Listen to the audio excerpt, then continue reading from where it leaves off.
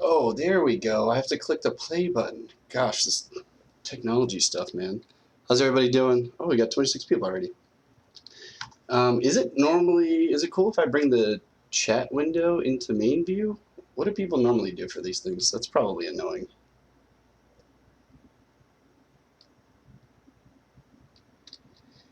Hey, Dougie. How's everybody doing? So I've been instructed to give it a few minutes to let all this stuff get up to Facebook and everywhere else that it's going. Hope you guys are doing well.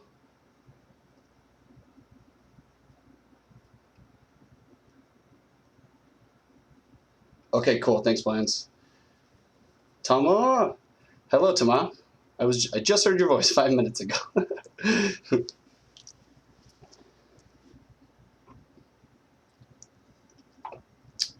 Yeah, so I guess for everybody that is here, today, I kind of had a hard time because it's my first stream. I guess I was trying to go through best things to show. And I think just to make it easy, I'm just going to kind of free flow. And I think today I want to talk about, I'm kind of working on actually a new hard surface workflow with nanomesh and array mesh, trying to infuse some of the stuff that I used during my beta artwork for R8. So using booleans and trying to use array mesh and nanomesh to repeat parts and kind of make the process easier. And oh, sweet, Bayern King Reborn. So you're just getting started with ZModeler. Awesome, man. Well, that's actually a lot of what I'm going to use today.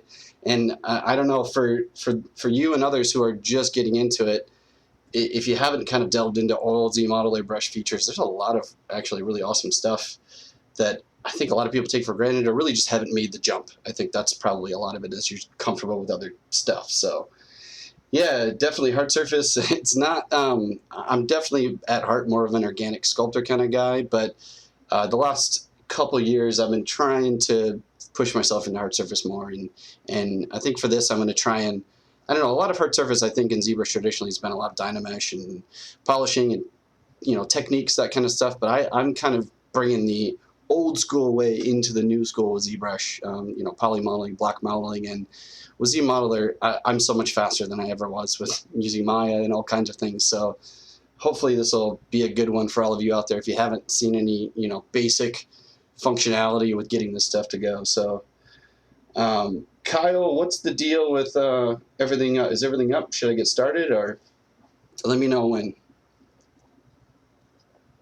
Or Kingsley? Oh, and also, can you see my lava lamp in there?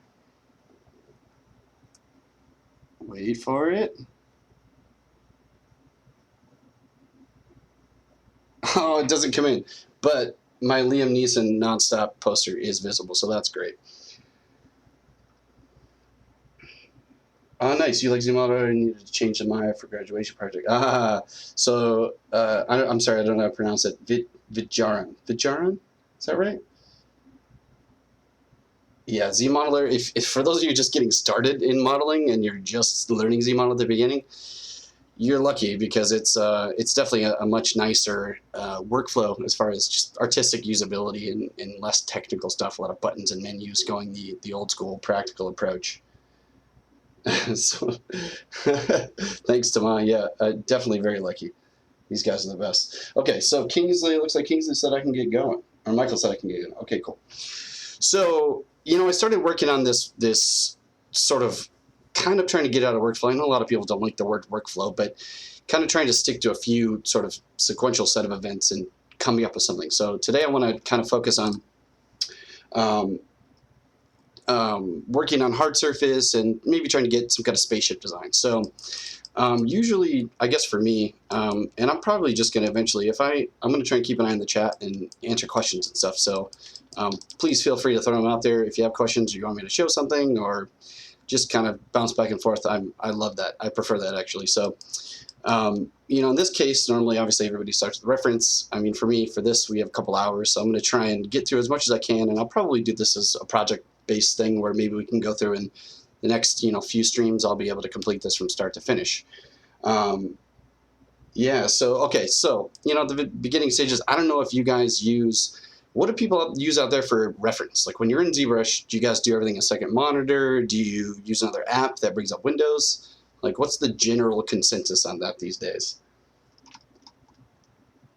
Because for me, you know, especially in this case, because I got chat window over here and it's kind of busy and distracting, I love to use Spotlight. A lot of people like to go in and use image plane, which is a really great feature we have, and we have tons of ways to, you know, bring in reference. Okay, Hazonku uses pure ref and another monitor. Okay, yeah, so second monitor. Yeah, this for me is a personal preference. I think a lot of, I think it might be distracting for some, but you know, I like to go into Spotlight, and a really cool trick, actually, I can sort of start from scratch. Normally, you know, you're going to have nothing logged or installed in here or imported. So with Spotlight, you know, you can go in and select a texture, click the Add Spotlight button, right? And that brings up the texture. And other ways, if you want to bring in multiple images, you could go into texture, import, and I think I put together a ref folder, so I got some concepts. So let's maybe grab, you know, a couple of these images. Let's say this one, right? If you grab a few, you can import, you know, a couple images into here. And then you have to go in, yeah, Spotlight with transparency in the background. Yeah, Dougie gets it. Yeah, that's right. This is the way. I'm just trying to let people know. But so this, you know, for example, you can bring in a couple images and you can select one and you can add it and continue building on top.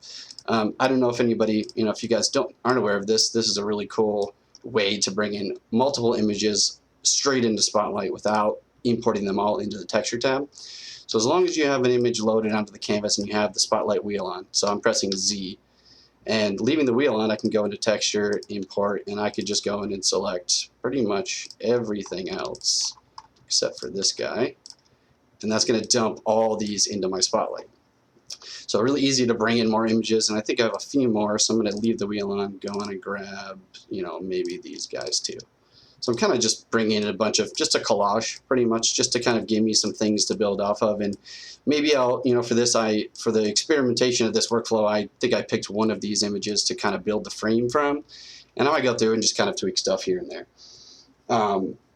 Images for perspective helps too. Oh, absolutely. That's for sure. I mean, especially just having something locked to a, you know, fixed to a, you know, specific angle, it definitely comes in handy. I think for that kind of stuff, I prefer, you know, using image plane and setting reference views, and that gives you more options to do transparency. But with R8, using that with live booleans, when live booleans is on, because it's technically a 2.5D feature, that functionality is not available. So that's one thing that, you know, we would try to resolve as much as possible, but that's one thing I wouldn't be able to use, especially because I want to use live booleans for this.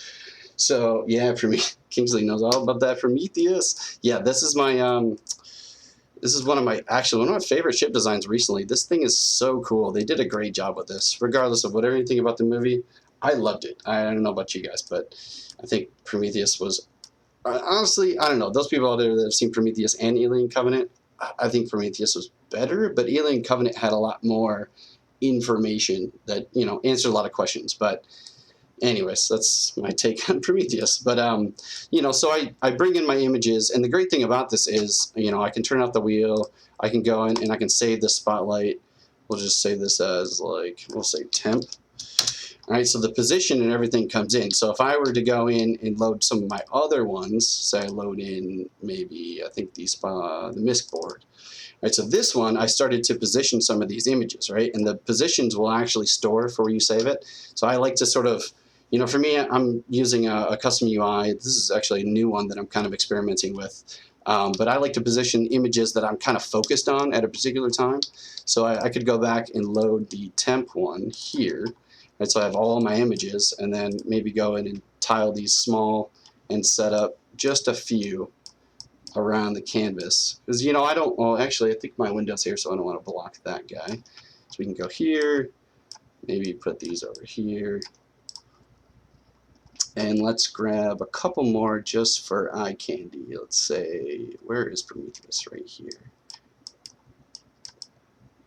I like this one. I think this is a duplicate, so I'll just delete that. This one's really cool. This is actually, I was considering doing a road vehicle. This is actually I think it's a a version they put together for an actual Mars rover, which this thing, I don't know if you guys have seen, is really amazing. I mean, this is like Interstellar, basically, but super cool design. But anyway, so getting back to kind of positioning, putting everything around, you know, I can kind of just tweak these and maybe bring all these guys down to the bottom for now, or even tuck them off to the side, right? And then once you got everything sort of laid out, turn off the wheel, I can go in texture and I can save that spotlight and let's override the old one, right? So at any time, if I go in and like change this or reorient that in any way, to get this back up and running, basically, I'll be able to save those positions and load it back in every single time, and it keeps those where they're at. So if I'm doing a likeness for a character, you know, one of my beta images, which I can show you guys, just to kind of iterate all the stuff that I want to touch on, you know, just a few pieces I made with the beta. This is sort of a mech drone using some of the new deformers, extender, you know, a lot of extender actually, and then going and using live booleans to create a lot of this stuff, and then vehicle design, you know, doing bend curve to get shapes and booleans to get all kinds of really clean edges. You know, majority of this, I could show you guys an image later that is all these cutouts and shapes here are booleans. This is just basically a sphere along a curve and doing some tweaks and modifications. But what I was going to show you was this. So like Dr. Gorbart gun. If you guys haven't heard of it, it's a comic book, sort of graphic novel created by Weta. And Dr. Gorbart is sort of like this steampunk, you know, 1930s explorer adventure guy. And so I'm doing a sculpt of that, and I have reference images of, you know, certain faces like Sean Connery and, you know, likenesses that I want to match, and I keep them in places, and I just want to load those in every time. So this is kind of where Spotlight comes in really handy. So let me get that loaded back up.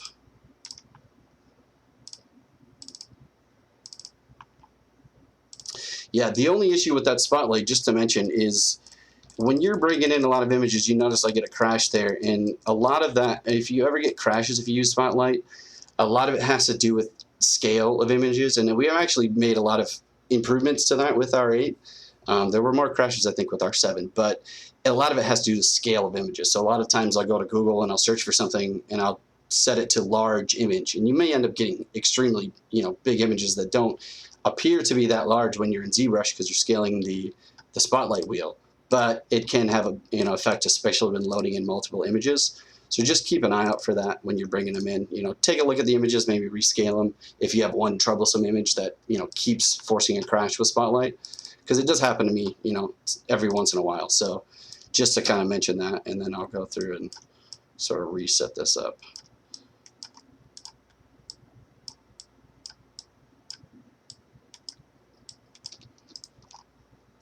All right, so we got, let's turn everything on. So here's kind of like a work in progress that I kind of started just to experiment with kind of what I wanted to do, just blocking out some base shapes. And I really want to go and start taking this kind of detail eventually and going further, especially using Booleans. You know, these are all just sort of like stage one, get your base shapes. Stage two, lay in some, you know, base details. And then once I got everything where I want it to scale and all of that, I can go in and start, you know, adding all those crazy minute little details that's going to make everything pop in a render. Let me check on the chat really quick. Yeah, for Lamentios, is that right? Yeah, I actually, there was a while where I was actually loading images into the background, which does get a little tricky because it's 2.5D and scaling back and forth.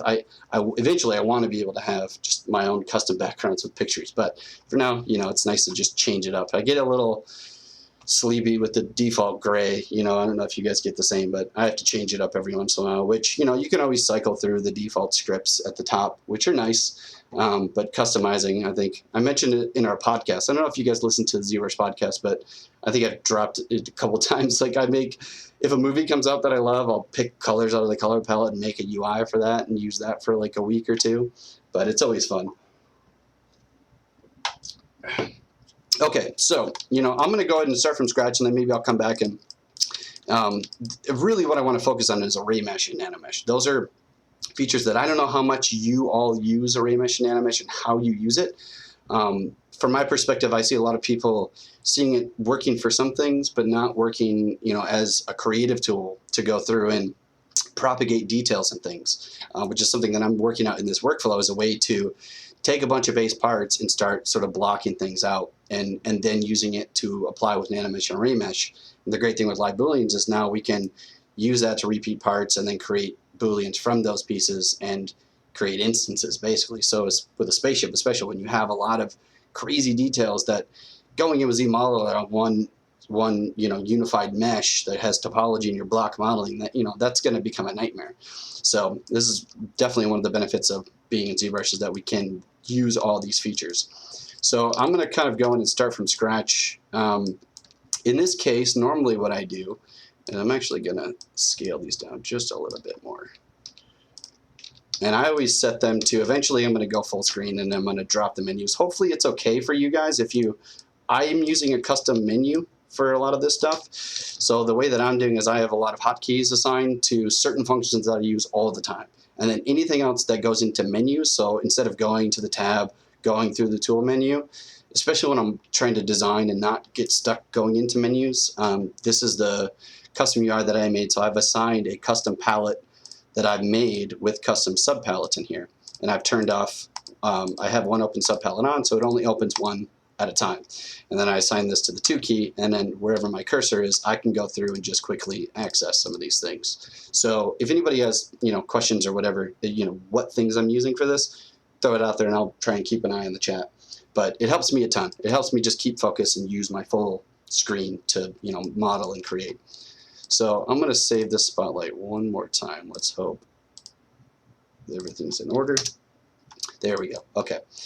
And when I start with these kinds of projects, especially in this sense using nanomesh and remesh, the best way really is going in and just kind of free-flowing and modeling out just basic parts and pieces. So with the idea in mind that you're going to use them to either create an insert mesh or insert multi-mesh, or use it to just append and position, and keep things separate, especially at the base design, part of your design. When you just get started, you need something to work with. And oftentimes if I'm working on one piece, you have less flexibility, really. So starting with multiple, and then I'll go through and sort of unify everything together towards the end. So, this is, if I just cycle through, I just got some basic stuff like, piece for a cockpit, just basic details that I might want to add. And most of this stuff is just going through, like even just a simple, cube that I turn into something, right? And turn on dynamic, right? You're just getting some base details that I can use to work with. So I could take these things later and turn them into something else. Some panel parts for the outside, some tileable pieces that I might be able to use, some cross hatches. There's like some, oh geez, what's the term for this? This would be like a, I don't know, like scaffolding, or like, like a frame that I could use to apply. So I'm looking at maybe this guy as a design piece that I might start with. So, at the very beginning, I think what I did first is I went in and I created bevel start cubes. So these are just, basic cubes that I went in. If you take a simple one here, let's go in and bring in a polycube. All right, so especially with hard surface, you can go in. A lot of what I do is I assign creases and dynamic subdivisions. I don't ever go in and do subdivisions or anything, especially at this stage with hard surfaces. It's going to get really dense, especially if I'm going to use multiple pieces. So I always use dynamic subdivisions to kind of control the look of these things. So, turning on dynamic, normally by default you would just have cube grid off and you could just do a smooth, right? And you get a smooth cube. Something that I do is, I assign the polygroups, the auto groups features grouped by normals to hotkeys. So for me, I have Control-Shift-L that'll group by normals, and then Control-Shift-C is crease by polygroups. So crease by polygroups. And what this does is I can press D and I can smooth it out. At level 15, it's very crisp and clean. So, check my level. I'm at smooth subdiv level 5. So I could go into crease and set this maybe to, 3, and then Shift D and D again, and I get a little bit more of a fine-tuned edge. So I like to just pick a setting that I like to get the edges and the details. Another one that I like, if you don't, this is sort of later in the stage, I like to do this also at the beginning, is do no smooth subdivision modifiers, go into Q grid, set this maybe to 1, and then I can go in here and play with the coverage. So this is what you'll see a lot of these cubes when I start going through, is I just went through and I changed at different levels. So you might see I think I have them, you know, labeled 1 through whatever. So I apply it, and then I can use this as a starting point with some little edges just for a better look, because when it's perfectly crisp edges, it's just, I think it's kind of boring and it doesn't feel real. So you can go through and easily apply this without slowing down ZBrush or your computer. All right, so, you know, starting with some of these cubes here, I think the base goal is, let's start blocking out the basic frame. So I'm going to use this guy maybe as a ref, and then we'll work from there. So I'm going to keep everything on the left. And actually, to start from scratch, we'll clone this, reset, and start here.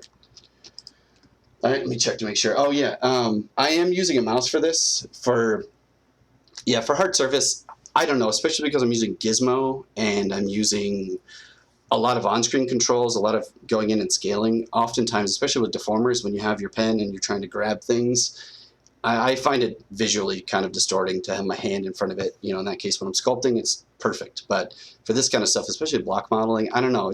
I think it might just be a default thing in my brain that I'm accustomed to hard surface modeling as mouse, because that's what it was for me, you know, 8 years ago or 10 years ago. But I think I need to get over that, or just get a longer pen. You know, if I could figure out how to do it like this, I think I'd be okay. But yeah, I'm going to use a mouse for this, but hopefully that's okay. But yeah, for in core for tablet, I'm actually on a Cintiq 22-inch HD.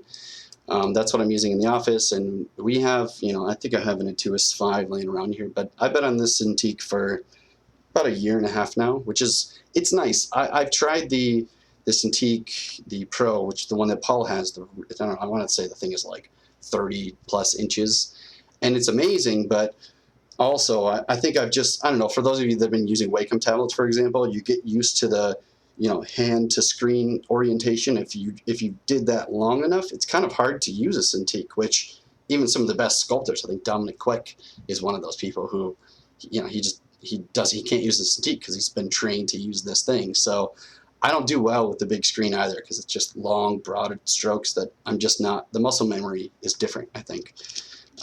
So I guess that's how I reason it in my head.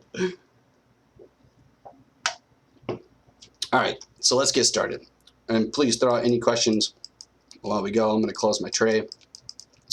And if you guys want, you know, I can give you the custom UI menu or the hotkeys if that helps, which I should have grabbed a on-screen playback to show you guys my hotkeys, but say let me. All right, so I'm going to go in and, you know, for this stuff, you could do one of two things. I always like to start from scratch. No edge loops.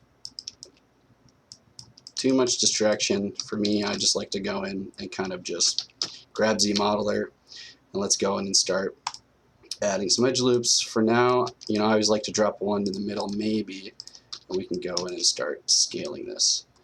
So I really like this design. This kind of, I don't know, it's got sort of like a, what would be it's like, sort of like, not Star Wars, but it's kind of an infusion of all kinds of things. It looks more like Prometheus, all the kinds of details and coloring. I like that, which I think is why I started with this guy.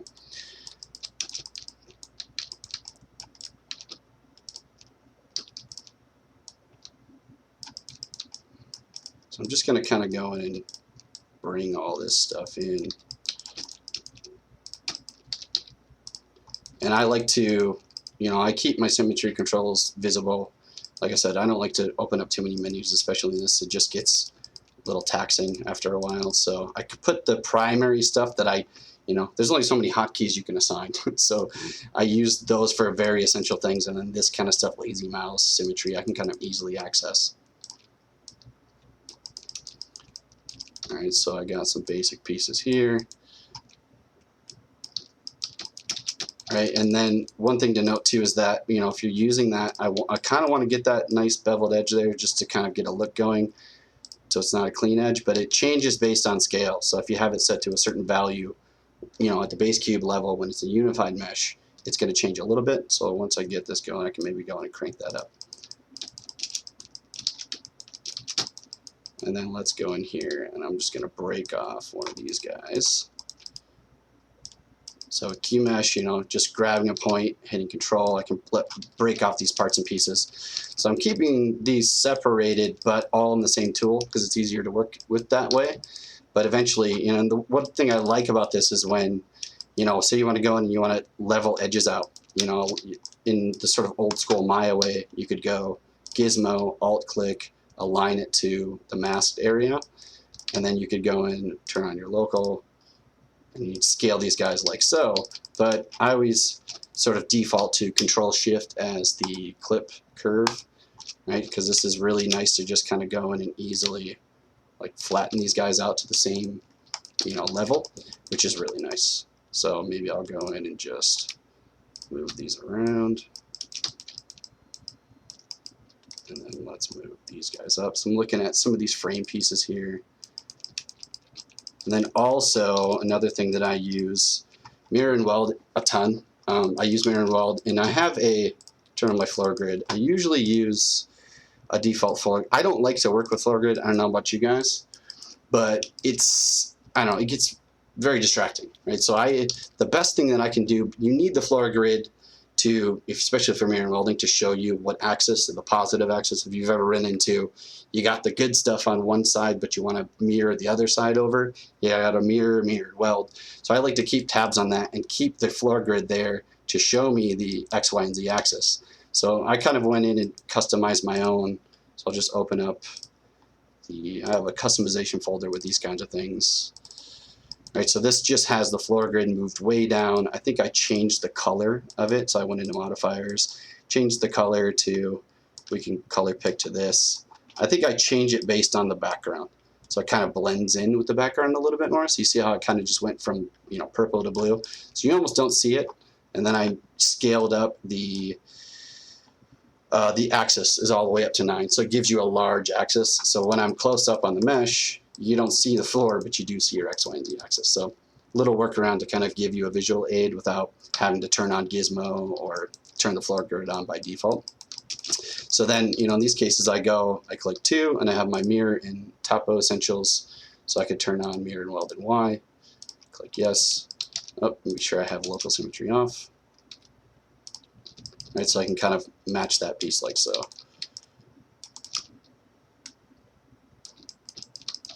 All right, so let's go in here. So if I'm looking at this guy, there's sort of like a front piece. This is a separate piece. There's 2 sections here, so I'm going to try and take this.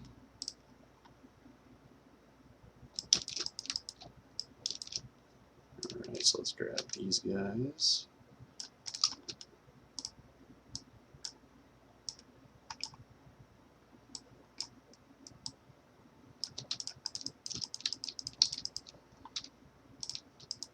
There we go.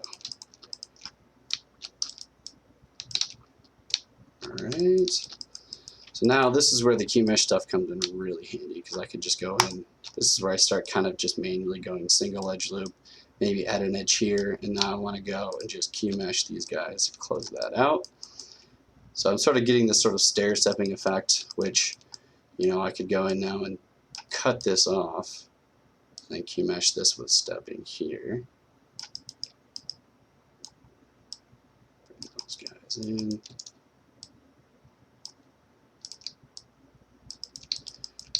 And then, you know, it depends on what your obsession is. If you hate tries, or you hate, you know, getting triangles, it's something that I kind of have a hard time letting go of. But, you know, with QMesh, you can go and you can enable triangle step. So I could step this straight up, you know, and if I go back to this example, like here, for example, I can go actually merge those verts. I like to keep the disabled tri-step so I get that extra little edge, because sometimes, honestly, with hard surface, the more edges you can get, if you think about it in a render sense, you're getting more edges to bounce off of, and it's not just a perfect 90-degree angle. It always looks better. So in this case, I don't mind it at all. I kind of just go in and get a little stepping. And then we can maybe go in here, bring these guys up. All right, and let's see, I'm gonna grab. So I like to, I don't know how you guys feel. ZModeler has pretty much everything you could ever need. You can mask and do all these things to align stuff, but I always focus on a few specific Z model features. I do a lot of insert edging, I do a lot of Q mesh, I do a lot of bridging. You know, those things are specific, and you know, when you go to each thing for points, I do a lot of sliding, so just sliding individual points. So I kind of stick to those, and when I need to scale things or move things, that's where Gizmo is so awesome now, is I can just mask off areas pretty easily, and then just go in, lock these guys in, and just maybe scale this out like so. And then sometimes I'll go into the edge and I can slide this, you know, maybe bring that out. And then let's scale that a little bit further.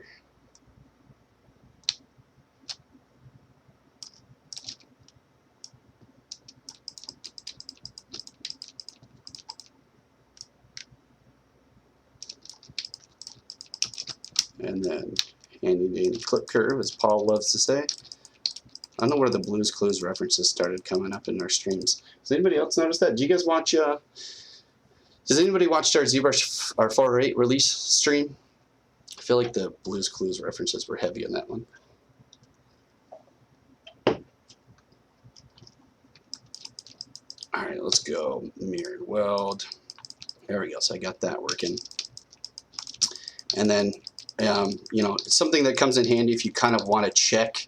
Like, you can smooth everything out, and this is a great thing with the Q grid, because the Q grid, you don't have to deal with smooth modifiers. If I were to turn this off, you know, if I smooth everything, I have to go in and assign polygroups or do creases manually to make this process easier. That's why I assign polygroup by normal, which, you know, you can go into polygroup by normal here, and you have a max angle. So group by normal will give you a polygroup depending on each different normal axis. So it'll try to assign it in most places, but you know, you'll see in some of these cases it doesn't, these ones technically should not be blue or should be a different color. So you can always change that. You can set this thing a lot lower, and it's gonna give you a wider range of groupings. For the most part, I keep it at default until I need to. But in this case, it looks like that actually worked pretty well.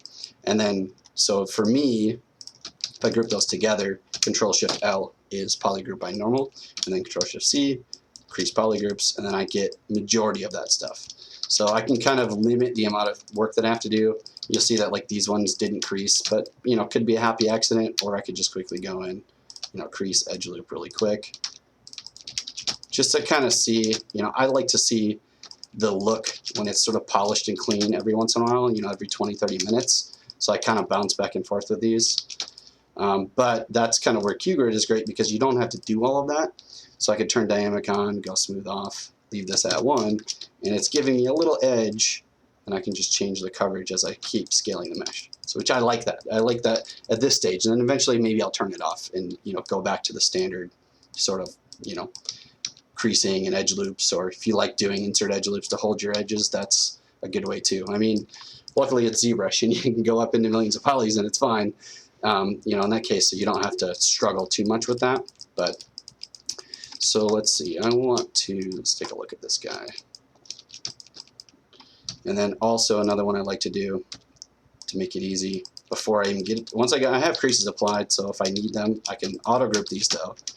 And then now I can go in, let's insert an edge loop. This is sort of I think a neurotic habit I have, but I like to put edge loops just one across everything. Part of the reason is a lot of times I use the Control Shift using the lasso. So going to the lasso, if you guys are aware of this, when you hover between an edge loop, so you have an edge flow going this way, hover between this point and this point, clicking between the middle, close to the middle, you can isolate an actual edge loop around. So when you're selecting things, and if you have the lasso, a lot of times if you don't have a point that sort of intersects, that comes across perpendicular, it's hard to discern the difference between selecting the group itself. So if I were to Control-Shift-L, like grabbing this is easy. I can grab this chunk because there's a point. But if I go in and say delete that edge loop, now with the selection lasso, I usually have this on by default. Now I could go in and I might accidentally do this, right, where I'm just selecting that clean edge loop. So it kind of removes the back and forth of that. and just makes it easier, especially when you're selecting polygroups in that way. So just a little tip if you guys do run into that yourselves. I mean, the lasso is the only one that has this functionality. So being able to hide edge loops like so. So that's just hiding visibility, and I can inverse. So if you're selecting groups, like in this way, I want to go in and just select it, mask it, inverse, and then use gizmo. Using the selection rectangle, you won't have that issue. So let's see, I'm going to bring this to the center, and let's make sure that's right. All right, so this is pretty much the process. Let me just block out some of these shapes, and then I'll move on to the more interesting stuff, the nanomesh stuff. But let me make sure you guys don't have any questions.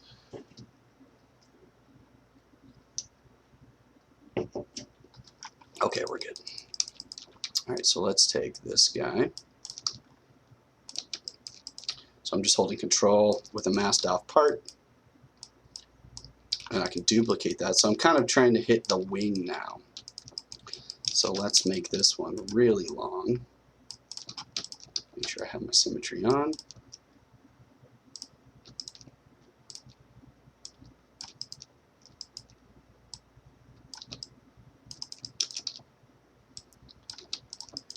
Yeah, like for this one, you know, it's tough if you look at an image with perspective. I'm trying to make sure I get everything matched as well as I can, but kind of just eyeballing. I think that's part of the fun part of, especially designing. If you're just trying to come up with your own kind of thing, it's almost better to just not have anything to restrict you or force you into one direction.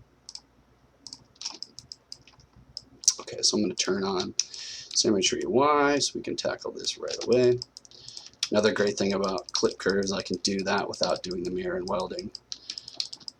And then let's say, let's grab this guy. So if I want to scale something, I usually just alt-click on a point. So I'm using that as my pivot point and then resetting. And I can just go in and stretch this out a little bit. Maybe make these wings really wide.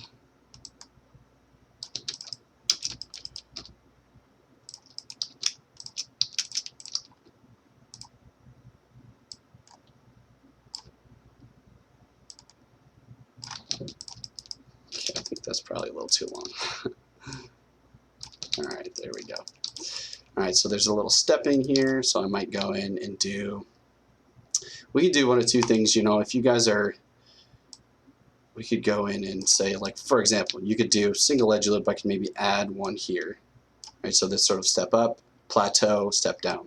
So I could maybe do something like this, grab these faces, use the move, or you could polygroup these first, right? But I want to lock in this edge, so I can maybe go in and just scale that like so, right? Or another option would be to say, for example, we delete these edge loops, right? And we could do insert, we do multiple and set this to say 2,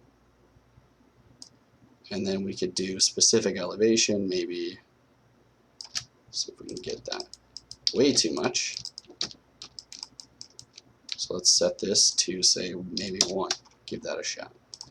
All right, so you could do something like that to scale it, or we could do interactive, which is actually probably the best case scenario because it gives you a little bit more visibility as it's happening.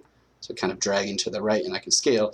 The only issue with this is that you're getting that inflate, right? So I want to keep this stuff unified. So sometimes it works, sometimes it doesn't. You can use this in a way, you know, if you want to go in with X, Y, and Z, for example, on local, we could grab this and maybe just use clip curve to tidy that up. You know, that's one way.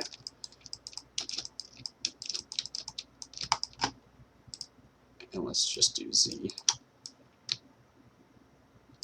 Right? So I think the first route was a little better.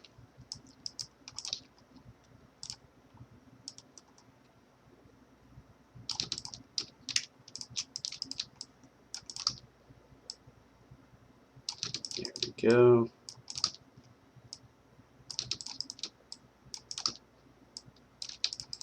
All right, so let's say we got that stuff lined up, and I'll worry about that top piece later. All right, so then now for this, I'm going to start just kind of spacing things out a little bit better. we scale this guy.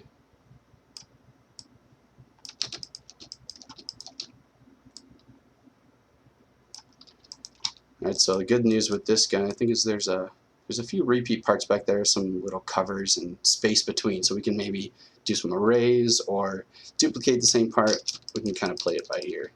So first I'm gonna maybe go in, control drag to get this in place. And that one's looking pretty much smaller. I can't tell with the perspective, but let's see. All right, so really quick, I could go in and just do a quick mirror and weld. And X. All right, in this case, I don't know how you guys deal with, especially with hard surface. There's a lot of benefits to, depending on when you're doing mirror and weld and location. I always try and keep things as, center oriented as possible. So in the unified space, so the unified space is, essentially just going to deformation. We can always unify, which is sort of the ZBrush, default scale, which, if you ever run into issues when you scale meshes really big and certain things change, or, brushes are reacting in different ways, or certain features, a lot of it sometimes has to do with scale. So scale is important. Kind of keeping tabs on that stuff just helps you keep things, cleaner and less issues. You'll run into less confusion and have less questions as far as like, why can't I get this to work now? That's one thing that I do often. Every 20-30 minutes, if necessary, or if I can, unify when possible. All right, so moving on. Let's see what we got back here. Scale this.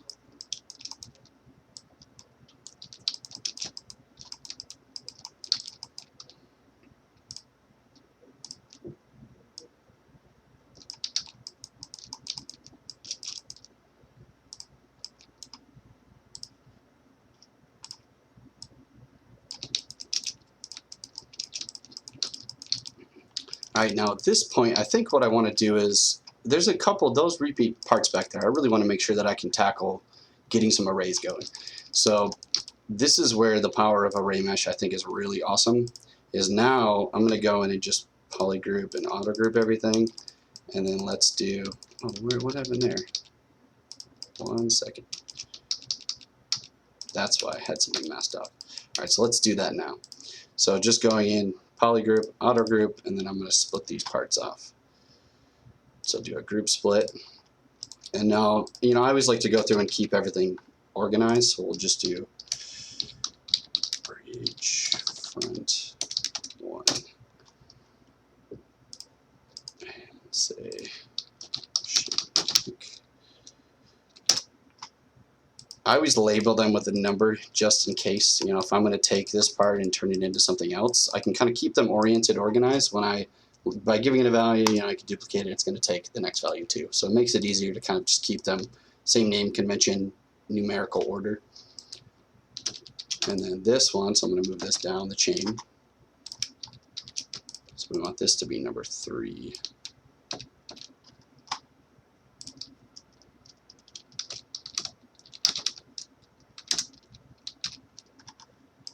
Say ship.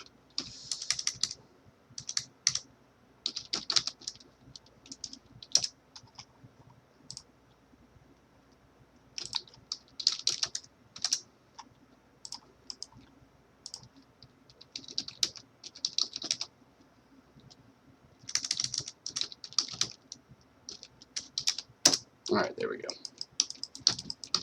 All right, so now I can go ahead and start working on these guys individually. And I'll close the tray.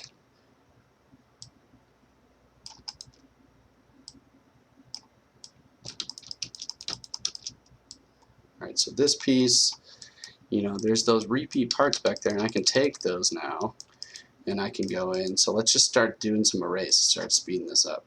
So go array mesh. I can turn this on. I don't know, oh, you guys were referencing the ship for Battlestar Galactica, or just talking about Battlestar Galactica? I was just talking to Michael here at Pixologic about this the other day. I got obsessed with Star Trek in the last maybe 5 years, which Kyle has gifted me with one of the best gifts ever, Geordi LaForge action figure, which is amazing. But I've never seen Battlestar Galactica. I wonder if it's time to actually make the jump. All right, so I'm turning on array, locking position and size. So I don't know if you guys, how many of you guys use array mesh and animesh? Like, anybody out there familiar with it? Because there's a lot of ways you can do it. We can offset values using sliders. We can use Gizmo. I like to use the transpose method because it gives me a sort of tactile approach where I can scale it, myself. So locking position and size keeps everything where it's at, and I can just go in and turn on transpose and then disable Gizmo, and I can go in and start pulling these pieces out. So the great thing about this is, right, so I've got these pieces going, and there's a lot of options I have. Number one being I can take this and, these pieces are fairly far back in that region there, but I can go in here, and if you've used it, I can go in within preview. Make sure my symmetry is on in X, go back to Gizmo. I can start making modifications to it.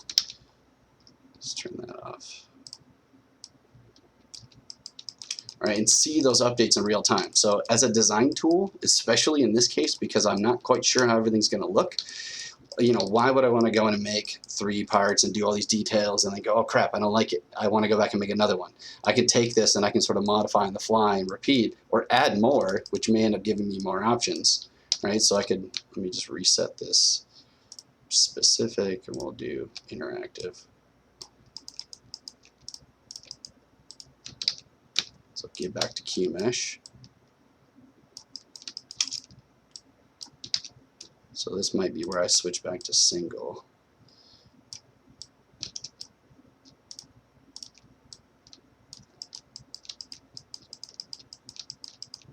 All right, so we got these guys. Smooth that stuff out. So this is where that dynamic needs to go down just a little bit.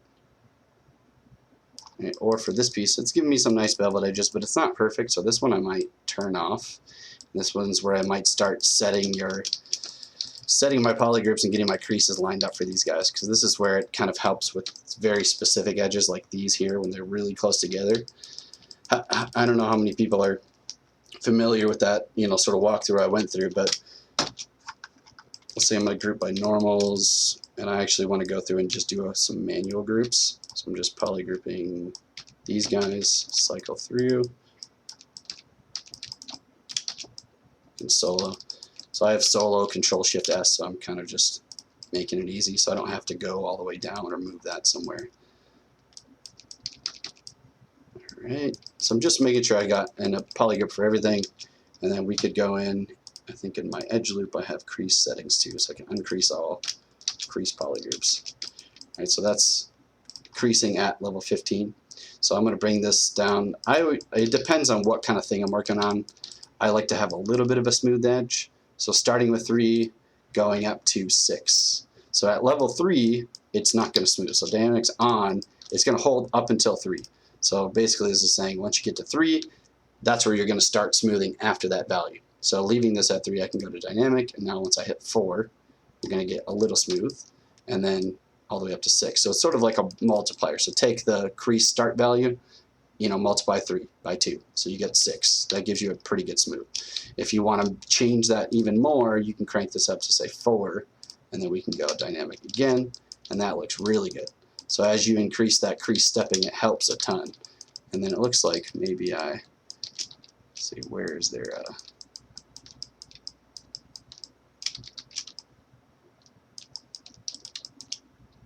let's go crease edge loop. All right, so for this stuff, and also with this too, if you really want to get in there, you can apply creases and then maybe just tighten up one edge with an insert. Give you that, and maybe this guy. Just keep it minimal, not too much. Yeah, there we go. All right, so if I want to mirror that really quick, I don't know if you guys are aware, but having array mesh preview on, we can't mirror and weld. It's going to break this. So you got to turn off your preview. I can go in and turn on my local mirror and weld in Z. There we go. So think it's my obsession is trying to keep things symmetrical all the time, which is not really that necessary, but especially in this case, it's not that necessary. But now, if I wanted to, I can go in and maybe change this to say 4, right? And then go back to Gizmo, turn on transpose, bring these guys out. Right, so I got 4 pieces in here. And this one, I actually want to go in, I'm going to make these smaller. So I'm going to go to Gizmo. I'm just going to scale the first mesh. And then let's take this all the way up to say 6. Right, so I'm just scaling the mesh down, giving more space, and then adding more to the repeat. And then now I could go in and maybe just start to play around with this. All right, and then the next thing I want to do is maybe add on top. So they sort of look like they're extensions or sort of like panels, basically sitting on top of something. So I could go in and let's duplicate this. So this is array body 1. Let's go array body 2. Solo this guy out. So this is going to keep those settings, which is great. So I can keep everything in there. Maybe for this one, I'm going to bring this back down to say 3. And then I want to scale this and make it wider again. So I can turn on transparency, make this wider. So I kind of want to cover this outer layer up. And then let's go in and let's make a little extrusion here. Solve these guys out. All right, now for this piece, I want to go in and I want to do just the outer layer and bring this out. So I want to create a separation, sort of. So what I can do is let's group this together. Let's assign a group for those guys. Let's just delete this and then turn on display properties. And we could do that. Group by normals, get rid of this guy. I should have done that first. All right, so now we got this. And I could go in, you know, especially when you're doing something like this that has a lot of edge loops, I could go in, QMesh, all polygons. I could bring these guys up, but you'll see that in this case, because I have that stepping there, there's an overlap, you know, where you're getting intersecting extrusions. So for a piece like this, I might clean it up a little bit, get rid of that. And then let's maybe stitch these guys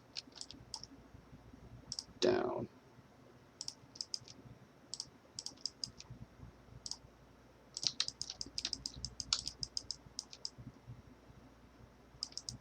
Cool. All right, now I can go in and let me just, I'm going to do no creases for now. So kind of start from scratch. Where did that one come from? I didn't see that. Okay. There we go. So check really quick. Let's do mirror and weld. Oops, turn on my array mesh, turn it off. There we go. Okay. All right, so then now I can go in and do this. There we go.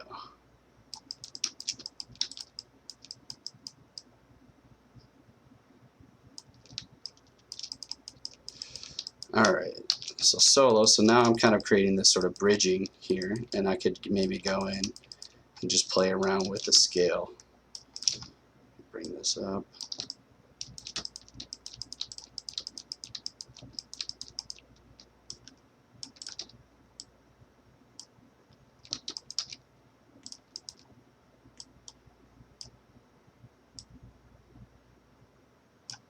Just trying to match that angle a little bit. And I can mirror weld in X and Y. There we go. Alright, so I got something working there. So now I just want to play around with the alignment. We go to Gizmo. So each one's covering up 2 pieces there just to give me some details.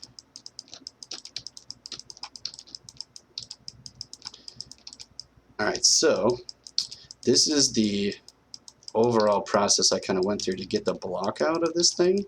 So what I really want to do is start going into the detailing process with these sort of base blockouts. So if it's all right with you guys, I can skip ahead to getting into the nanomesh stuff unless anybody is, you know, really dying to see me block out this base low poly spaceship. I'll move on unless anybody screams at me otherwise. All right, so let me load the, let's start with just the bridge.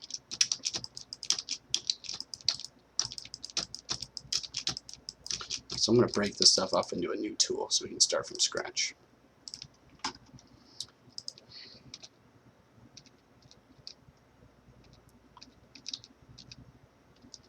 All right. So I'm just inserting the pieces from this tool.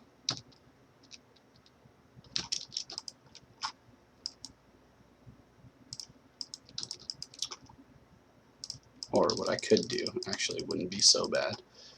Let's do a little fancy trick. So let's go in and this is the bridge start.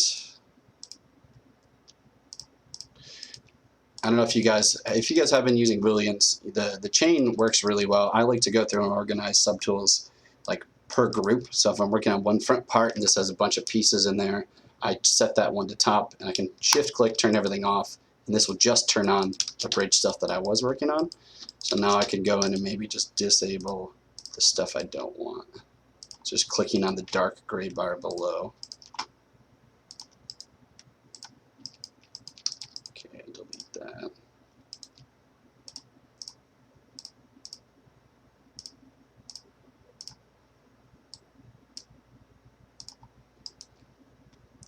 Okay, I want this guy on in the bridge.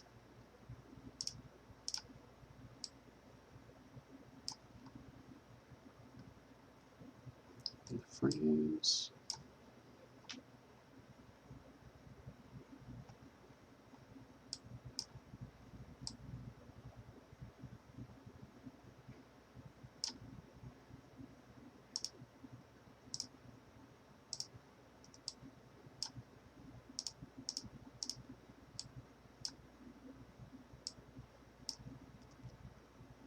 Engine base. Don't want this.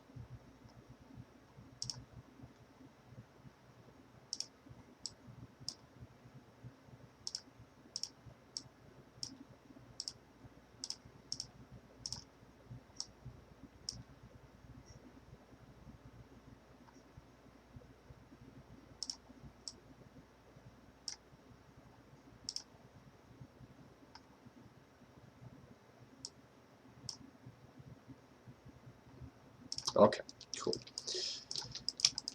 So this is just the base version of everything that I have without any details, just doing all the same stuff. So hopefully that's cool with you guys. I think it should be pretty self-explanatory.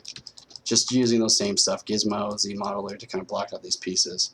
So for this, I just want to break these off and get rid of everything else. So I'm going to merge visible, which is going to break this into a tool. And then, I don't know about you, but I get lost when my toolbox starts filling up. So I select the thing I'm working on, click restore, which will keep everything in here, but I'm just not deleting anything. I'm just cleaning up my toolbox to make it simpler. So now I'm going to go and it's all merged, so I can just do my auto group everything together. Let's quick save. And let's do a split, group split. There we go. All right, so this guy, I believe, had some remesh, but let's set this up again. Or actually, I can also go back to the old tool and just copy these. Okay, so let's go delete the practice.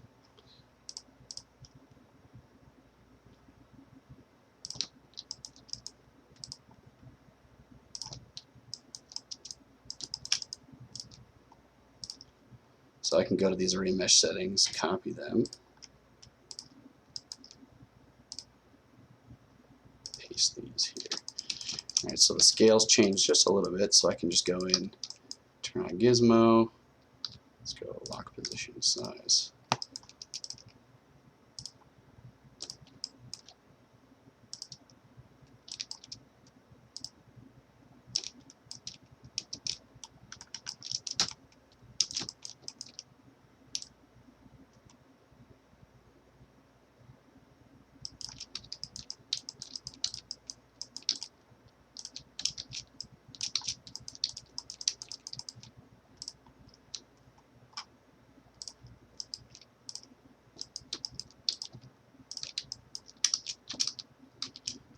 Repeat 9. Let's just do that.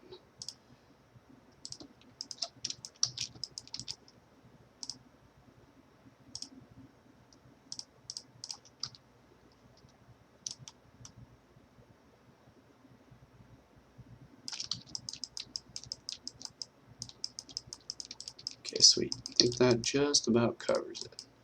So then now I can reset this. I want to bring up my middle panels. Okay, so we've got, basically I've just got all the stuff blocked out. You know, same process, sort of going in and, you know, applying some base details to the back engine, and I might need to just go in here and complete out the shell. So let's do a few more touch-ups. Kind of just want to bridge this gap.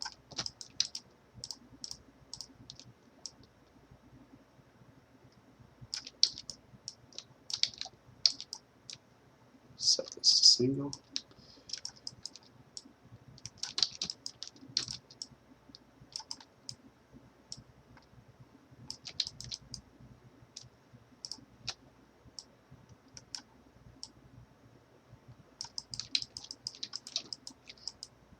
Alright, so I'm just trying to cut away at any of the like similar, you know, trying to get rid of all these perfectly clean edges. Doing just a little bit of Q mesh along the borders to make it a little bit more interesting.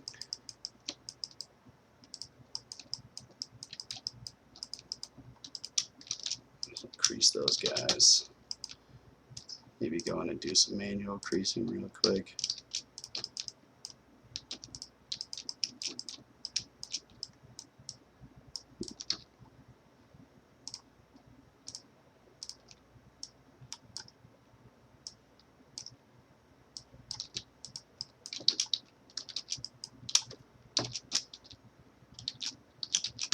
There we go.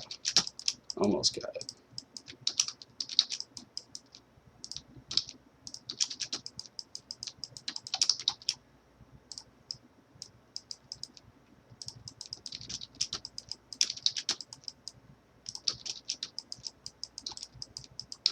Okay, cool.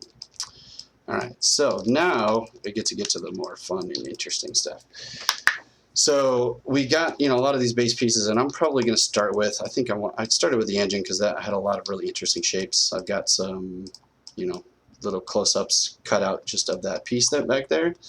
And when I started with this, I went in, like I showed you guys at the beginning if you were tuned in, I had, you know, spent some time just block modeling some base things that I knew I would want to use. So any scaffolding I could use to, you know, play around with, maybe mirroring, welding this to the other side, or using this as a base to start. And these are actually, if I auto group these, they're 3 separate pieces, so they're not welded together. So this is its own piece, right? And these are their own pieces as well. So if I need to, I could break those off later. So then, you know, I kind of went down the list and started just making stuff, you know, looking at images that, you know, looking at parts of my reference and kind of just making some base stuff. Like this piece right here, I'm not even sure where it's going to work, but I'll find something for it. And then kind of just cycling through. So what I like to do now is, in this case, you know, it comes down to, for some of these pieces in here, I mean, I don't know if you guys see that, but the benefit here is that I got all this stuff here, and now I can go in and just on the fly start making modifications to all these things, you know, across all of these array mesh pieces. And then even if I wanted to, the great thing about this is I could go in, if I solo this, with array mesh while it's in preview, you know, you can go through and model, but then also at the final stage you have this extrude option. So I could go in and maybe assign polygroups to areas that I want to extrude. So let's go polygroup for that guy, and then I will mirror and weld this along the X. Right, and when I make the mesh, eventually I can go in, and if I need to, I can do that extrude option. Right, so what I would need to do, if I go back to preview, is let's bring this, I need to assign that polygroup on both sides. So it's going to connect to each polygroup. So I could easily just, I did it on one side, I could just local symmetry, mirror and weld, I believe, in Z. Oh, I always forget that. There we go.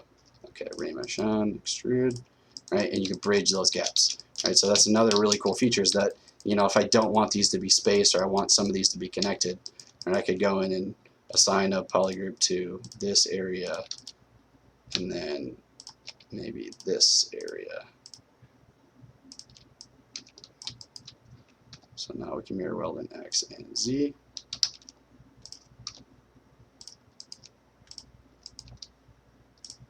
Right, and bridge all those gaps. So that's one of the benefits with the ray mesh, especially in this case. But what I want to go in is actually use nano mesh, because a lot of these pieces I want to go through and, you know, take some similar parts and put on another side and mirror and play around with the tiling and all of that.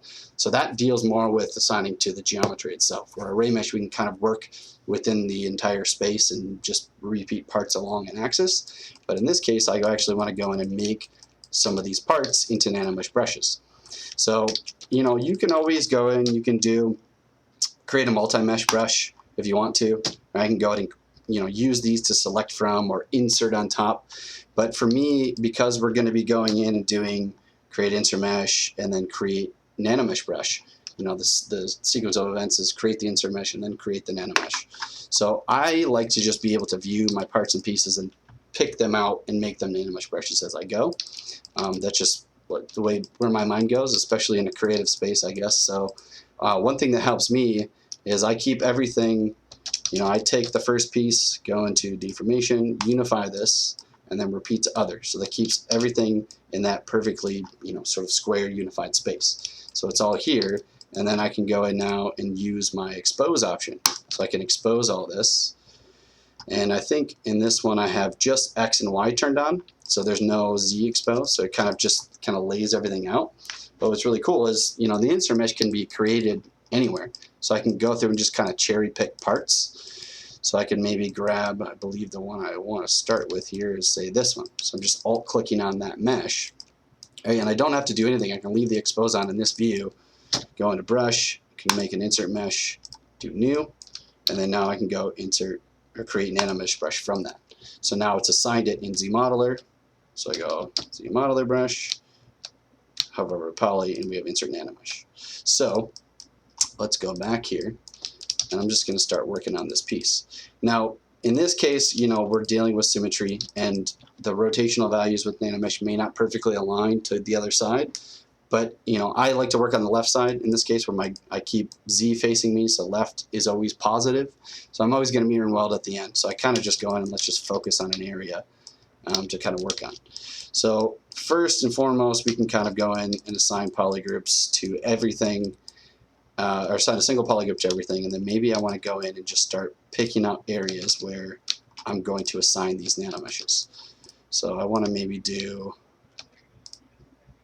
corners here.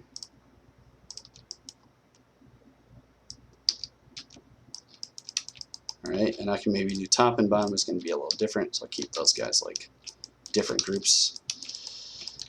And then now we can go into our nanomesh, and I can do polygroup all. So I can go in and I can just drag these out. Oh, looks like I lost my brush. Let's go. There we go. All right, so holding shift. All right, so I'm assigning it to that polygroup. So now I'm going to go into nanomesh. And right now I've got a rotational value when I insert it, so this is where I go in and you've got to start to play around with the alignment of getting these things. So I'm kind of trying to get these sort of cube-like pieces wrapping around, getting some details going. So I'll start with Z rotation at 0. First thing I like to do is just set my alignment to normal until, you know, otherwise. So I could go in here and let's say we play around with the rotation. So I want to rotate this maybe 90 degrees. And you can play around with different alignments too. So you can get interesting effects for everything. You know, you could maybe get a randomized effect, or, you know, you want these to be, you know, in different areas, you know, like so, right? Or I could easily go in, because we can build on nanos as well. So I could maybe even start from, just do one at a time. So I'll assign a different polygroup to each corner. And I can always just copy and paste after. Let's go back to the nano. Set that thing to 0. And we'll do normal. All right, there we go. Right, so now we can, play around with the offset X, Y, and Z. In this case, it's going to be a little different because it's oriented to the mesh, so you figure out which one works for what you're trying to do. So I kind of want to bring this outwards just a little bit, or inwards. So negative 0.5, and then Y.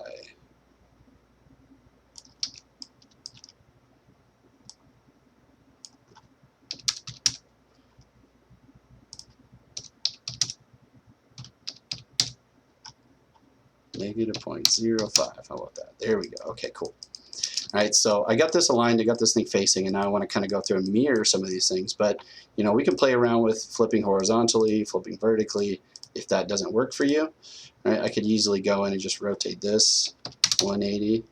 Right, if I want to align this sort of detail here, in this case, I'll leave it like so. So now I can go in, I can copy this, right, and I can go back to my nanomesh, insert a new one. So you see we're going to start adding to the index.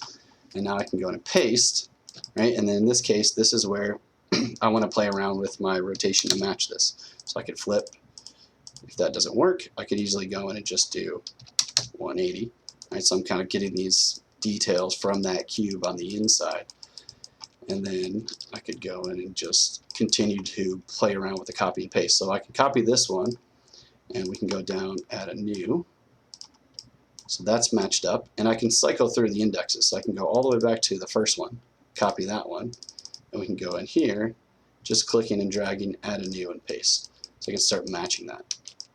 All right, and then same thing for the other side. So I'm just adding multiple indexes here, and I think for these two, I want these guys to maybe come out a little bit further. Oops, offset.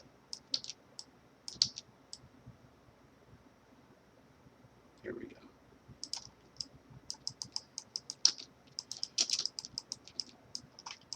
All right, so let's copy that one. Paste it up top. Cool. All right, so I copied that. I'm going to go to the last index, and then I could just go in and do the same thing for each one of these.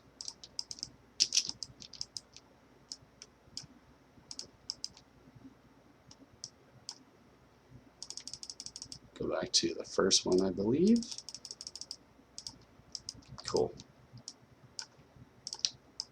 All right, so I got some stuff working here, and what's really cool is, we can now go in and play around with, the tiling of certain things. So if I go to the backside, right, you can get different tiling effects or repeating of some of these things. We can play around with patterns. But for now, the reason why I like this is because if at any point, I'm just starting to add some of these things, but I might not be married to this piece. I might want to change it or want to make it work with some of the other pieces that I add.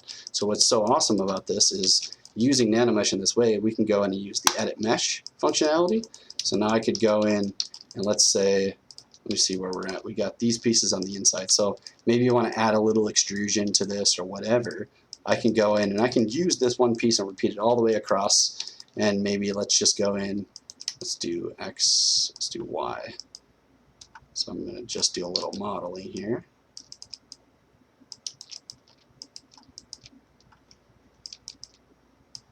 Let's do this guy in X as well.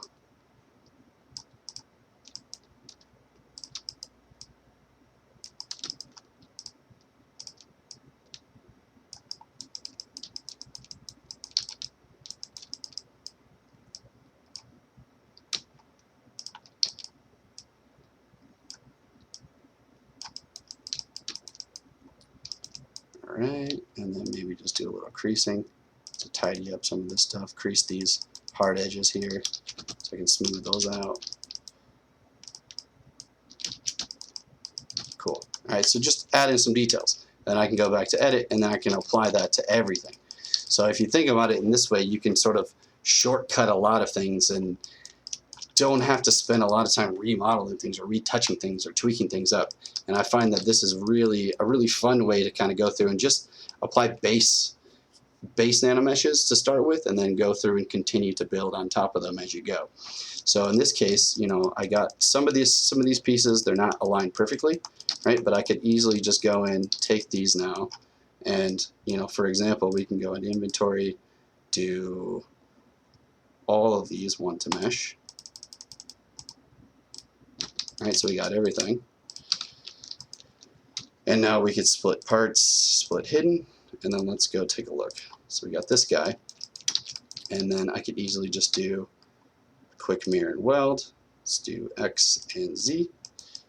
There we go. So we got that stuff tidied up. All right, so really cool feature. I found this tons of fun to kind of play around with and add all kinds of nanos and indexes. So I think that's what I'm going to keep doing here and really try and polish up some of this. So this is where I go through and I start setting up the chain. So I've got all these parts and pieces in the back, but I really don't want to fumble with all these other stuff. Right, so I might just go in and set this to, say, the top of the chain. So I'll bring this guy to the top, set my start group, and then now I can go in. Let's take these. And these I actually want to do as arrays as well.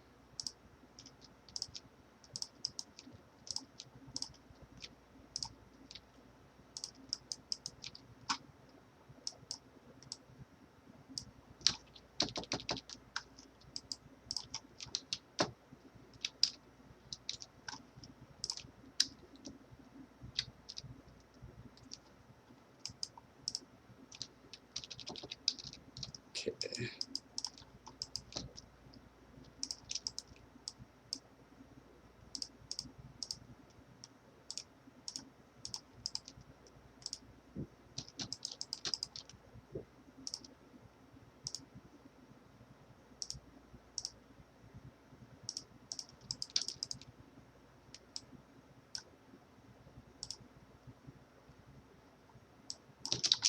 All right, so we'll work with that. So I'm going to take this up to the top.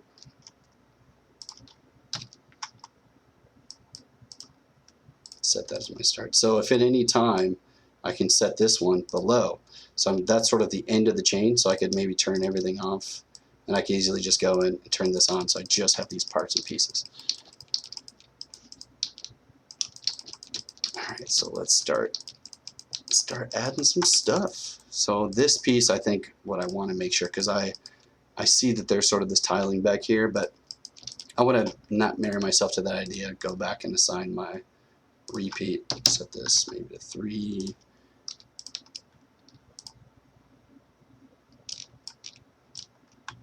Get those guys going. And I'll actually mirror and weld that in X without local. There we go. All right, so I got that set up just in case. And then let's do a quick save. All right, so now with that sort of process outlined, I'm going to go in now and just start to, mess around with all these settings. And, maybe I'll do a little bit of nano mesh, maybe I'll do a little bit of array mesh. Maybe for these guys, I don't know if I'm married to that actually. I might get rid of this. And let's go in here and let's play around with some array mesh. So I want to maybe get some like repeat parts going across here, maybe play around with the extruding options. So I could go in, so this, I need to start cleaning up my chains. We'll do engine details 1.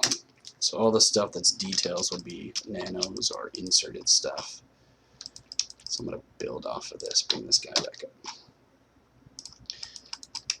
All right, so I want to go back, and I think I have it selected there, so I'm going to just insert this guy. So insert's going to bring it wherever, below wherever I have selected, which seems like a small thing, but a pen brings it all the way to the bottom. So I like to insert it at certain chains or parts in the subtool tree. So now let's go in and let's take a look. Let's bring this out. So again, I'm kind of just working on the left side. I think that's my default. I don't know, do you guys have like a, does anybody else have this thing where you have a default side that you work on? I'm always curious, like, if anybody else has that, because I cannot, I don't know, it's just I'm left brain oriented. I cannot go to that right side. I have to look at the left. It's very weird, but I accept it. All right, so maybe align this guy. And let's see, do I want that detail to be there or no?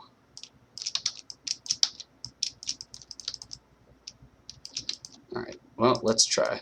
So I'm going to rotate this guy. I'm actually going to clean up this cube for now. So I want to get rid of that little edge loop because I want to maybe bridge across. So I'm going to go turn on my local. Let's do refresh some positive Z's this way. So let's do mirror and weld in Z. There we go. Close that guy off. All right, so then scale this down, and then I'm going to group everything, and then let's only assign in Z-axis. Let's do a polygroup for the front, for these side corners here. All right, so we got that.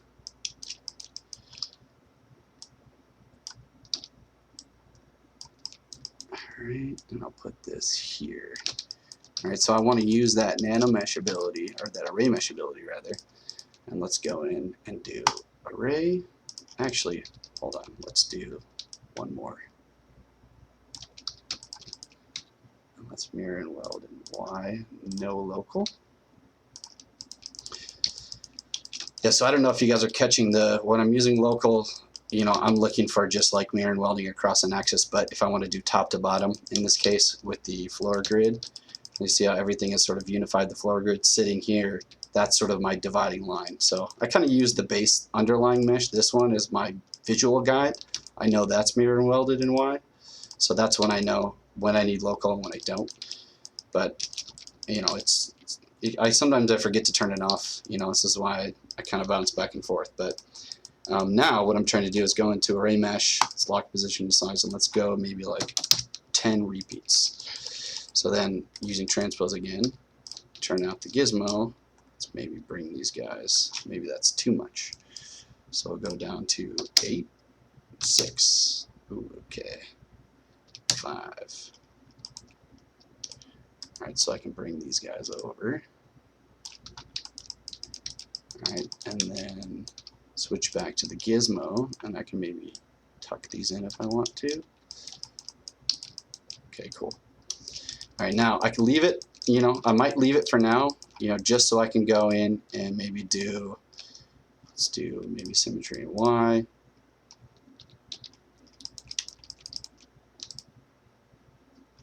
Or no symmetry in this case because I've already mirror and welded.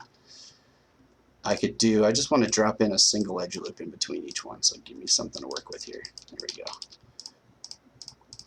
And so I could maybe take Q mesh here, bring this out. All right, so now this is where I want to go and assign those groups one more time. So I want these to extrude and say these ones. All right, and then mirror and weld in Z. Wow, every time.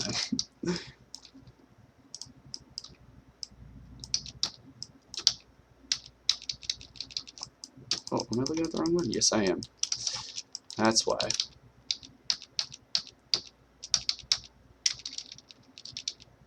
There we go. Remesh off.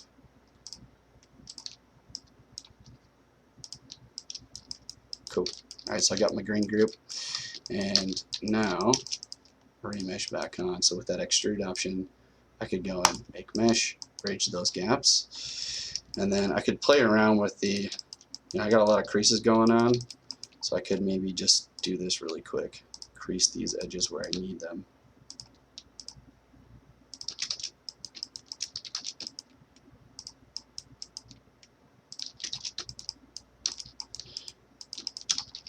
Yeah, so like I said, you know, it's a experimental workflow, but I've been finding that it's really fun to kind of just loosely go in and use these things to play around with different details and, you know, allow myself to just make stuff and not get forced into like spending an hour block modeling a piece like to match an image or, you know, free flowing until I get it and then maybe end up, you know, not liking it. I can kind of just quickly go in and create these kinds of pieces. So we got that in place. Now I want to go back to this piece and start using those insert meshes and get some more interesting shapes in here. All right, so I got let's take a look here. Maybe I'll start to get the centered pieces working. Let's take this and make a new insert mesh. Make a nano mesh brush from that.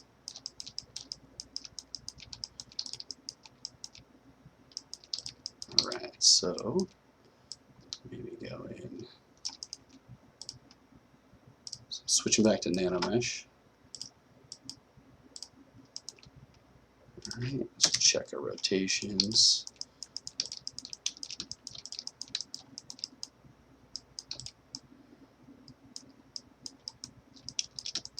That one's pretty good.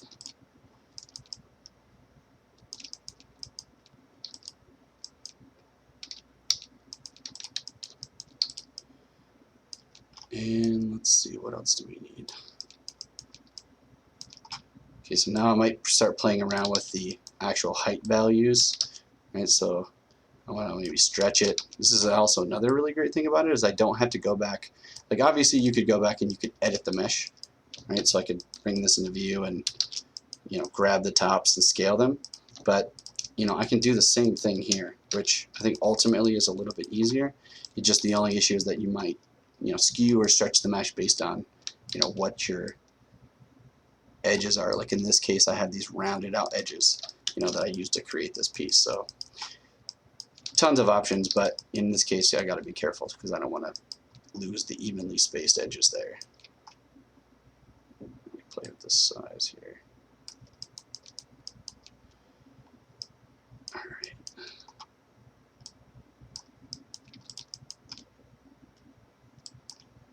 Let's go take a look.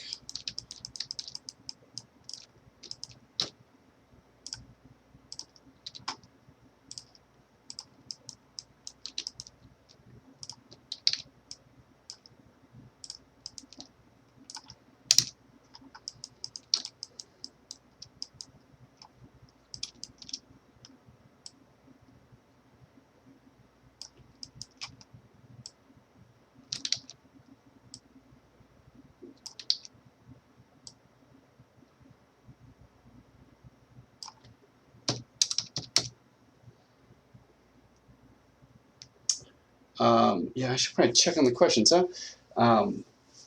Zomax asking, am I right-handed? Or maybe that's somebody else. Sorry, engines is done already. I just hopped in. I'm glad to hear. Man, you guys have so many crazy usernames. Diagomonis. I'm glad you like the expose. That's actually something that I just discovered recently as a way to kind of view. I've always used it as a way to see, multi-mesh brushes and parts, but it actually has been working pretty well as a way to select parts and pieces. Because I don't know about you guys, but I get kind of hindered by menus, and insert mesh gets a little bit tricky because you have to split the part off if you want to use it by itself. So I find this way a little bit cleaner, I guess.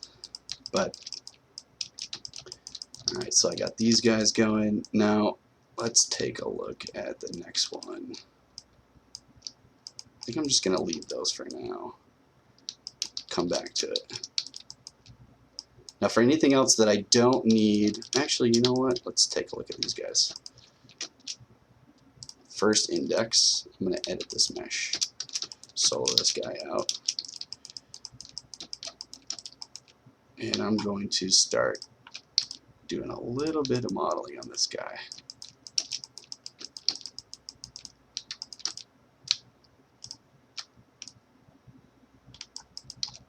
So let's do interactive here.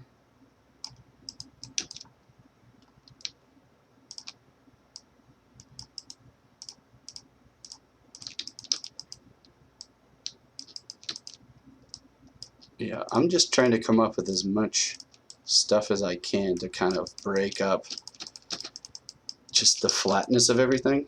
Right, so then let's turn off edit. And then now we just need to, so right now it's kind of embedded in the surface, so you can't see those changes. So I can just go to my Z offset. So this is where I can go through, say 0.2, and that looks like it's okay.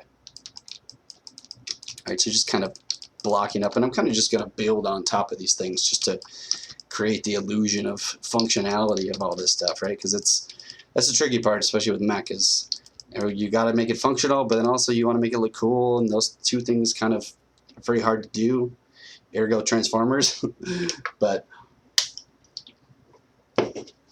blends, you asked for the deformers. Actually, yes, I do. A ton. One thing I would suggest, I was trying to stay away from deformers because I think Paul was covering that this week. And FYI for all you guys, I am in the process of actually finalizing all the deformer tutorials. So I've been taking the workload for those for Z Classroom. Paul's doing some, Joseph's doing some, but very, very soon we're going to have deformers tutorials for everything. So my goal is to have basic intro functionality, just very simple stuff, and then go in and do some more, you know, creative uses with each one. But a great use of deformers, especially in this case, let me quick say really quick, when you have all these custom parts and pieces, to kind of use it as a way to speed up your modeling workflow. Like I could take, say this piece for example, I could Shift X to close the expose. This one, right, like you've got some details already created. So a really cool thing is like take something that has details and you can go in and maybe apply extender, right? So I could, oops, let me turn off symmetry and then go to my extender, right? And I could use this as a way to maybe, you know, start to change this up. So I could use it to maybe, you know, add an edge loop here, add another edge loop there, and then I would maybe accept and then do it again. So now that I have those edge loops, I can maybe go in from here and change my dot and maybe use this as a way to scale, right? And create new shapes, right? And do it again here. Take this over, maybe scale these guys up.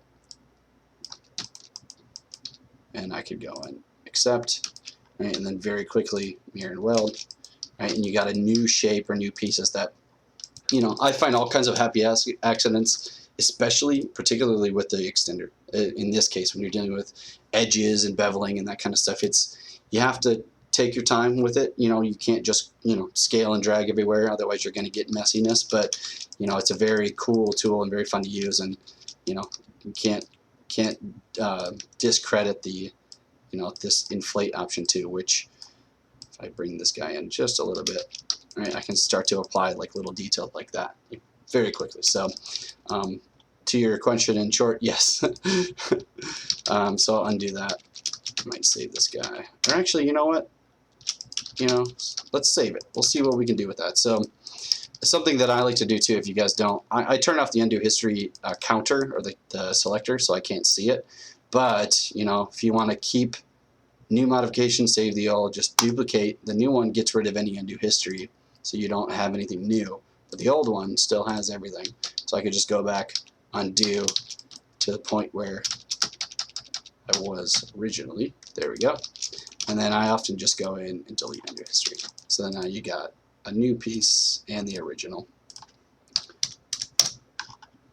We'll say, yeah, I guess 2-2 works.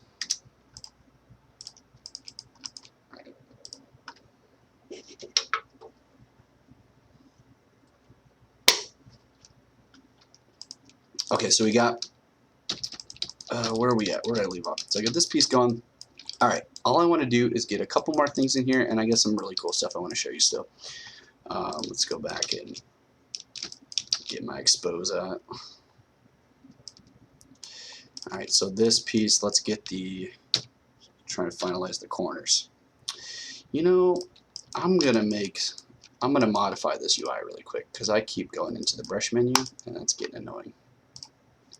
So let me bring my brush palette over here,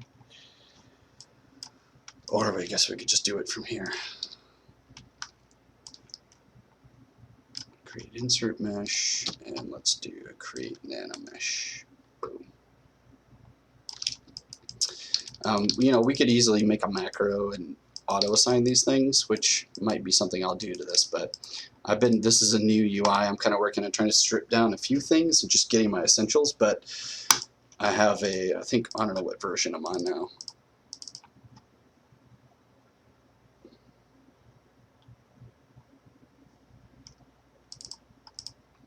Version 2.0. Let's go, well, I'm just going to overwrite that. We'll say this is still 2.0. All So then I think I have this guy. So I can go insert mesh, new, nano mesh. I might just collapse the brush, restore those as well. All right, here we go. All right, so I've been doing some of these parts with symmetry on. I think in this case I'm going to go in just to play around with the settings first and then just copy and paste. So let's get nano mesh going in here.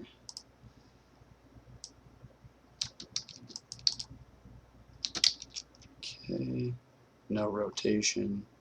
Let's go offset.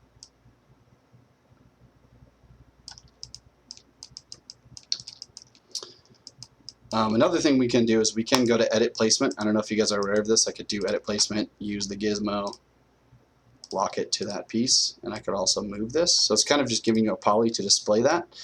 The only thing is you don't see it as far as referencing, so you know I could use that, or maybe just go in and do manual values. Okay, so I like that piece. I'm going to copy that, and let's go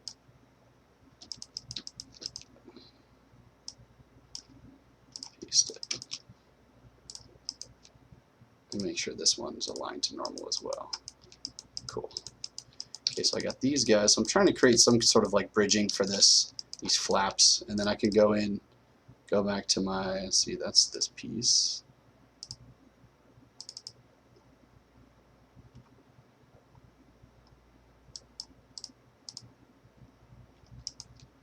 Okay.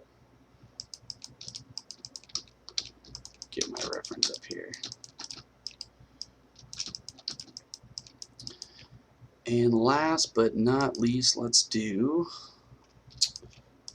get some of these panels going. So I got some just basic panels that I've modeled out.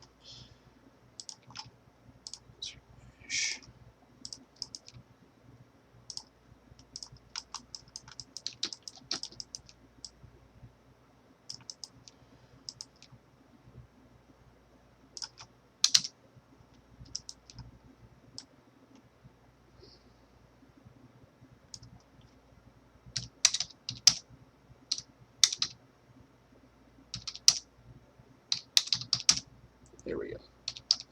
Yeah, and also, I don't know if you guys, if you're going for specific placement, you know, dragging the slider is okay, and you can click above it, you know, to type in the value, but you can also hit up on the keyboard, and you actually use backspace eventually. So when you got the text highlighted in red, I can go in and actually get this going a little bit more accurately. And then let's copy this, and let's paste this here. And then this one I'm going to align here, and maybe flip.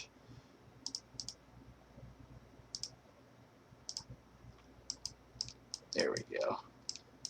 And I might just play around with that alignment.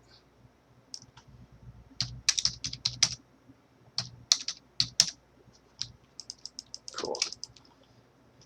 All right, so I could go through the process if I had a bunch of repeat parts to model on. In this case, I'm just doing a few pieces here and there, which is fine because I can go in and mirror and weld with a symmetrical piece. If you didn't have a symmetrical piece, I would say take these repeat parts and actually go in and, you know, assign them per poly, because the benefit, if you're going to take advantage of this where you want to go in and, you know, start to tweak and model stuff, like I could go in and say grab, start doing some modeling again with no symmetry.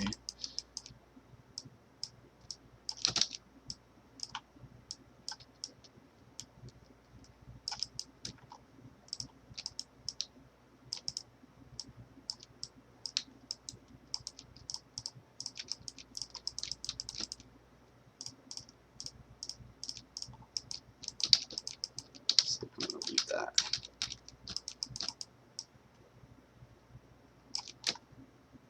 Because then I could maybe go and start doing some inset regions, maybe making a frame for some buttons or something that might go into this. Q mesh these guys. And then actually start doing some beveling. Right? Or the very least, if you don't want to deal with the inflation or all of that, we could go in and do another inset. Make sure it's a region. And then use that Q mesh with polyloop. All right, so I got a nice polyloop going around in this space, and I can maybe just go in and use that stepping to create that even bridge there. And then go in and do a little crease.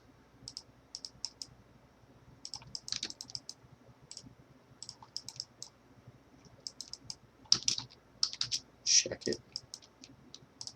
Or do my Control-Shift-L to assign group by normals, which actually usually does the trick a little bit quicker. It makes it easier to assign that group by normals and increase polygroups and reduce the amount of manual edge loops I got to go in and tweak, and then I can go in and do that. All right, so I got that, and if you did have multiple pieces, it might be beneficial to apply it more instead of doing what I'm going to do, which is go in here now. Let's start to generate these. So I'm going to quick save again. Where are we at for, at 5:45 already? Oh my goodness, time flies. Okay, so we're coming up to the close. So the last thing I wanted to do before I'm going to go ahead and do one to mesh really quick. All right, because eventually, if I can kind of give you guys an outline for, I'll show you the final setup. I'm going to save this as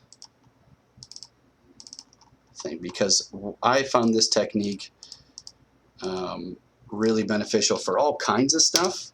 One in particular that was actually something I just kind of thought of while thinking about this stream is, what else can I make use of Nanomesh for? If you take a look at, like let's go up to the close-up of this thing, for example. You got, turn the contrast down. All these paneling and sort of textured details where you get this sort of imperfect structure. It's kind of weathered and beat up a little bit. One thing that I found really awesome with this is, let's go in now really quick and I'll take this. I'm going to go Subtool, solo this guy out. And I'm going to get rid of all these pieces. So I'm just selecting it, growing everything out, and I can do split hidden. Right, so these are going to be, bring this up.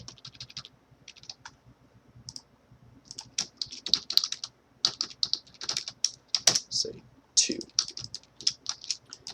All right, so I got this stuff. I'm going to go to my polygroups really quick, do an auto group. Let's make sure everything's mirrored properly. Cold, mirrored in X. And we can even do, say, mirror and weld in X and Z. Not local in this case. Oh, where am I at in space here? Let's go for it. Ah, that's why. Okay, well, easy fix. We could go in and do Control, duplicate those guys. Do it the old-fashioned way, huh? Just to kind of get this going. All right, so we got that stuff lined up. Now, I want to go in and I want to start to create some more sort of panels and details. And in this case, I don't want to, let's take a look at maybe, so which part would work for this? Let's take a look at the back. So we got all this untouched area, all these areas that don't have anything. I'm going to solo this out. I'm going to group this. Let's go. I'm going to make a proxy of this guy, and let's go engine temp for nano panels. All right. Okay, so essentially what I want to do is go in and start to apply all kinds of randomized panels and using Nanomesh to do that. So I've been assigning Nanomesh to specific polys, but let's go in here and let's actually assign a good group here. Actually, shortcut this. Group by normals. All right, and I can isolate this. Let's get rid of this guy. Group that together. All right, so I've got a chunk here, right? And I want to start to apply some texture. So I think in my brush, I've got just this very simple 6-sided, formerly a cube. Now it's just sort of flattened a little bit. So let's go and do the insert mesh and do a nano mesh. All right, so now I could go in here and let's take, I'm going to solo this guy out.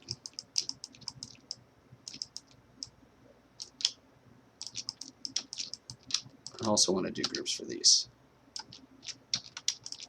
All right.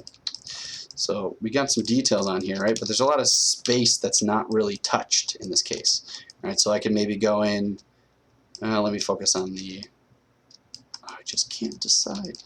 Okay, so let's do it on this. We're gonna go insert an animesh, we can do polygroup all. All right, so I'm just assigning it to this polygroup. All right, so I'm just kind of dragging these, rotating a little bit. Now we've been kind of doing calculated nanos, but this is also one of the best features. I think one of the more interesting features about NanoMesh is we've applied some nanos to it, and now I can start doing random distribution. And the great thing about this is, you know, we can start to scale, and as soon as we start adding variations to each, you know, length, width, and height, you'll notice as soon as I start to do this Z offset, we'll do variation for Z just a little bit. All right, so we're starting to get this overlap. Now, the more I play around with my width and my height, with these variations, you're getting randomization. So maybe not too much height, but I can kind of go in here, do it like this. We could change the rotation. So this is kind of at an angle. So I can maybe take this down to 0. All right, so that's giving me some panels and some details. Now, you know, the goal is to just use it as a way to kind of start adding some of these textures and things to these panels to give me something to work with that normally what I'd have to do with a texture or whatever, but I can actually do this on the fly with Geo. And you can play around with, there's ways using the clip to sort of clip the borders of where it's sitting, but you'll notice that it gets a little tricky with this many meshes and the angles of these polygroups. So I don't even mess around with that. I kind of like to get into just, you know, doing it the easiest way that I can think of, which for me is using the new booleans. So I could take this piece here, I could copy this, and let's go in and let's do insert an animesh for these polygroups. Maybe paste those settings, and then maybe do it for these guys. All right, so I got some texture details on all parts, at least these parts here. Now I'm just gonna quick save really quick. One to mesh, one to mesh, one to mesh. All right, so this underlying mesh, that's why I duplicated the engine here, so I got just a backup. So now I just want to take this guy, and we're going to split hidden. So these are the nano panels. All right, so in order to clean up those edges, now that we have booleans, it's so easy to go in and just, you know, it's like, at this point, it's like kindergarten. It's like, how do I take this thing and cut it out from this? So, you know, my method for this, in this case, was to, you know, obviously we could go in and take like a cube or something and just like match it to these angles and cut it out, but I can use the underlying mesh to cut out exactly where those borders are. So I'm going to solo this, and in this case, let's group everything. Let's go. Make sure display properties is double. There we go. Let's go here and here. So I'm going to grow out to those edges. I'm going to take this. I'm going to go mirror, delete hidden. All right. So then now I'm just going to go in because I'm going to do a little extruding. Right. And in this case, I like to remove any possibility of overlapping edges or whatever, just to keep this clean. So I'm going to clean up some of these edge loops here. I think this should work out fine actually, as long as it's not on. And let's remove creases. Crease, uncrease all. Yeah, like this for example, I know for sure that that's going to overlap. So what I would do is where the parts that I need to cut out, I could just go in and maybe. You know what, we could do it. We could try it. Let's do this. I'm going to go in and assign polygroups just to these guys.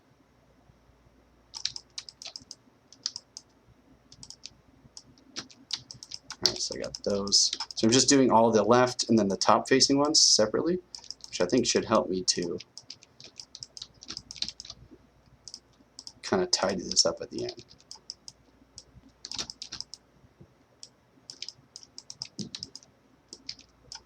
Alright, now I'm going to go in and just do QMesh.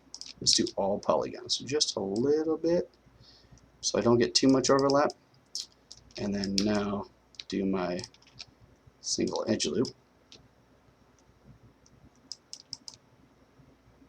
Come on, now you can see one. Sorry, they're very close together. There we go. Okay, so I'm just doing that so I could do that trick where, oh no, my polygroups got lost. Okay, well, let's try it.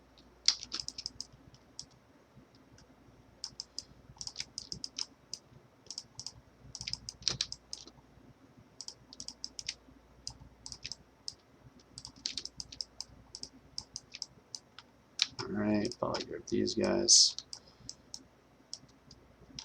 Alright, so now that gives me the option to do this. And I can go to my polygroups. Let's do auto group so I can get this guy together. This one, this one. So I'm just masking this off because all I want to do, because I'm going to use a Boolean, and I think it'll make sense once I'm towards the end here. But all I need to do is make sure that I have thickness and then it doesn't overlap with the meshes. So I'm just trying to go through and assign proper groups. Let's go perspective so I can see that. And then let's do arrow and X and Y. There we go.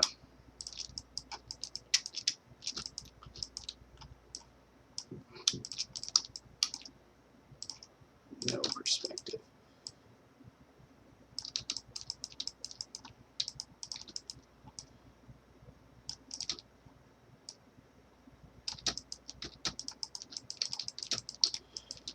Alright, so essentially all I'm doing is going through and making an extrusion, and then I can go to X and Y, and now I can solve this. Right, I'm trying to make a cut line for all this. So I'm just going to go in here and let's take, I just got to overlap this stuff, so I can take this here, and I can stretch this just to cut out those parts. And this is why, you see that the overlap, so I'm just using this as a piece. This is sort of my Play-Doh, my cutout piece. And then let me just make it quick and dirty and see if this works. Mask those guys off. Okay, there you go. Here, well done, X and Y. Cool. Okay, so got this set up. So this is going to be the nano panels are the pieces that I want to subtract from. So I'm going to move this up, set that in the chain, and then set this to subtract. And then in this custom UI, I've got my booleans here, right? And I just got, majority of this stuff is cut. I got a little excess, which I could go in and play around with just to get it working, to cut out that piece, but I think I'll be able to delete hidden afterwards. So live boolean on, I don't need dynamic or anything, so I'm just gonna make the mesh. So now I have this piece, so I can maybe go in and tidy up that and that. Delete hidden. So now we can go back and, let's say, get rid of this. We don't even need that. We don't need the temp engine. So I can insert my new UMesh nanos. And let's turn these guys off. All right, so now I've got this perfectly cut out piece that's sitting right on the mesh. And then now I could go in and just kind of play around with the positioning of this maybe. All right, so this is just a base underlying detail that I can use to apply to get all kinds of paneling and details. So I'm probably going to go in and do this a lot, like for all kinds of parts, right? Like even back here, it's just it's something to have instead of nothing, right? Because you just have a flat surface, and you got to go in and repeat all that. And I figure at some point I'll be able to go through and assign different color values, you know, to get that sort of breaking and bridging between, so you can see the edges and things like that.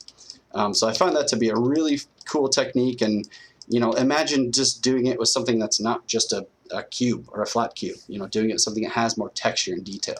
So, you know, I'll quick save and I'll load the where I'm at now. So I think, because we're getting close to the end here, my plan is probably just to go through and use this technique and other techniques that I wanted to show you guys.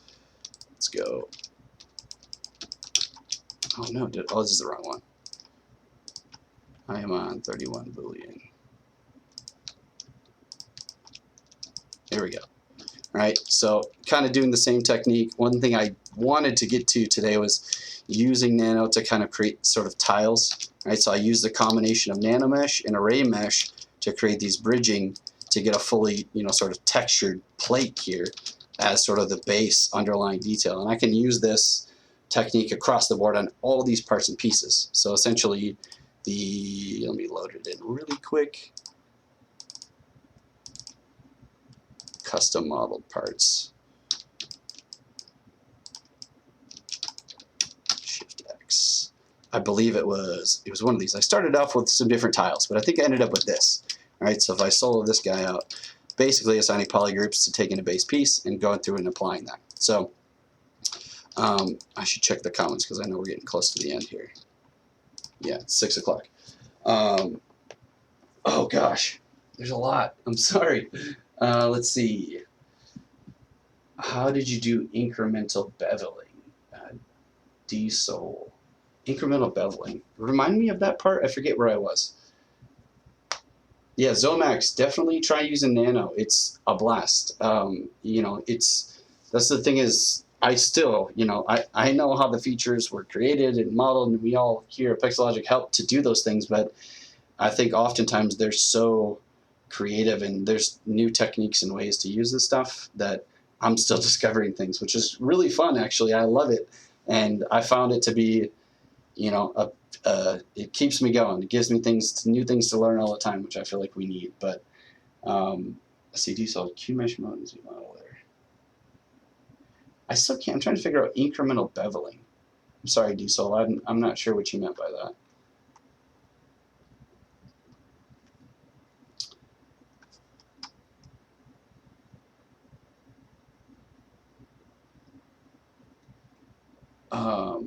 Yeah, well, going on that, D-Sol, thanks, man, for the compliments. I'm glad you're picking up some stuff. And yeah, I think if you guys are cool with it, I might take this piece from start to finish because, you know, using all kinds of stuff, like I haven't even gotten into one thing that I wanted to kind of work with you guys and show you is like all these little fine details. I've got techniques to, you know, use a lot of these things to get all these panelings with live booleans. It was one thing that I found incredibly useful with, I can show you guys really quick my, let's see, presentation.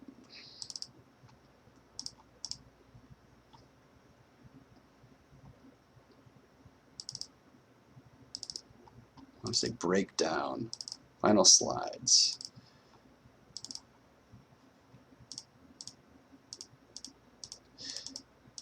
Yeah, so let me give you guys just like a brief outlook on this. So I put together a quick PDF, which if you guys haven't checked out the 4R8 release beta forum, this is posted. I posted this a year ago when we were working in development, but I found this technique to go in and apply these arrays and nanos to get all kinds of details and repeat these parts. I mean, I can't stress enough like how much you can take one part that you had detailed with array mesh on it, duplicate that, and then stretch that across. So, you know, my goal is to kind of build on top of that for stuff like this, you know, taking one piece, repeating it across, adding little details to subtract or add with live boolean, and go through and just apply that in all different areas. Because, you know, you can see if this is going to be the final piece, I have to find out who the artist is. Shout out, this is a great concept piece.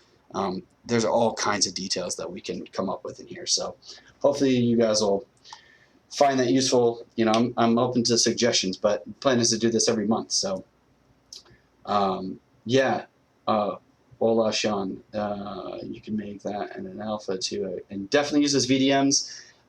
In this particular workflow, VDMs wouldn't work because you're still dealing with resolution. I'm working with low poly stuff, but eventually, yeah, I mean, there's all kinds of possibilities. I mean, once I get all the base parts in here, then we can go into a whole nother stage of adding subdivisions, maybe using alphas with displacements and surface noise. You know, there's all kinds of possibilities. I mean, if you go to a good example of kind of what I'm referencing is never forget Z Classroom, because let me see, I want to say it was like Cityscape.